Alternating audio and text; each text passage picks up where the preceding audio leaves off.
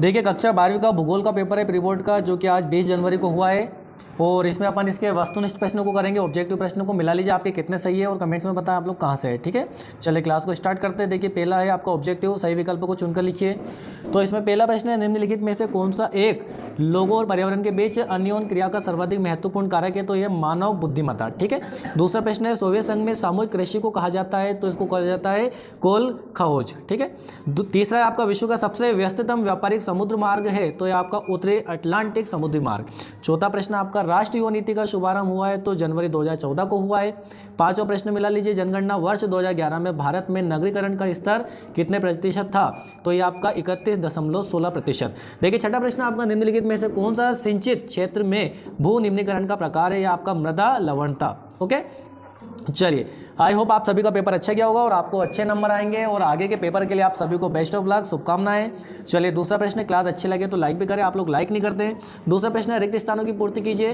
तो है आपका अमूलवादी, जो इसको बोलते हैं रेडिकल विचारधारा ने निर्धनता के कारण बंधन और सामाजिक असमानता की व्याख्या के लिए कौन सा मार्क्सवादी के सिद्धांत का उपयोग किया है? ओके, दूसरा है आपका राष्ट्रीय महामार्ग संख्या 7 जो वाराणसी को कन्याकुमारी से जोड़ती है? तो इसमें कन्याकुमारी आपका उत्तर हो जाएगा।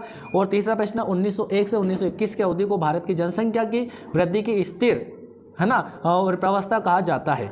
चौथा है, उच्चतर क्रम के प्रशासनिक मुख्यालय वाले शहर को प्रशासनिक नगर कहते हैं? और पांचवा आपका, महाराष्ट्र राज्य देश का आधे से अधिक ज्वार उत्पादित करता है, मतलब उत्पादन करता है ज्वार का। ठीक है, छठा प्रश्न है, धरातलीय और भूमजल का सबसे अधिक उपयोग सिंचाई में होता है? किसमें होता है? सिंचाई में। चलिए मिला लीजिए आपका सत्य सत्य और क्लास को लाइक कर दीजिए।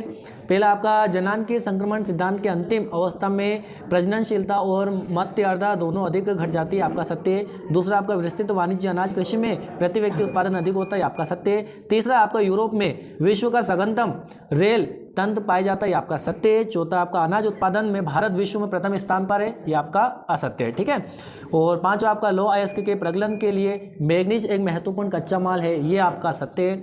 और छठा, चेन्नई पतन पूर्वी तट पर स्थित है, सबसे पुराने पतनों में से एक है? ये भी आपका बेटा सत्य है। ठीक है, चलिए बहुत ही अच्छे ऑब्जेक्टिव आए थे, लगभग बच्चों ने किए। सही जोड़ी को मिला लीजिए, है ना।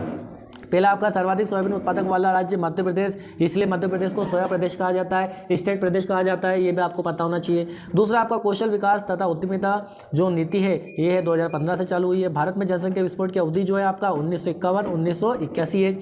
चौथा आपका, आर्यभट्ट 1979 आपका चौथा उत्तर हो जाएगा। प्राथमिक क्रियाकलाप जो होता है आपका, ये आपका भोजन संग्रह और आखेट। पहले लोग भोजन संग्रह आखेट वगैरह करते थे, शिकार करते थे। चलिए यहाँ पर आपका एक वाक्य में उत्तर, तो मानव विकास प्रतिवेदन 2020 के अनुसार भारत का कौन सा स्थान था? ये आपका 131वां स्थान था। और दूसरा आपका, पर्शिया की खाड़ी पर और अबादान किस प्रकार के पतन के उदाहरण है? तो तेल निर्यात के लिए।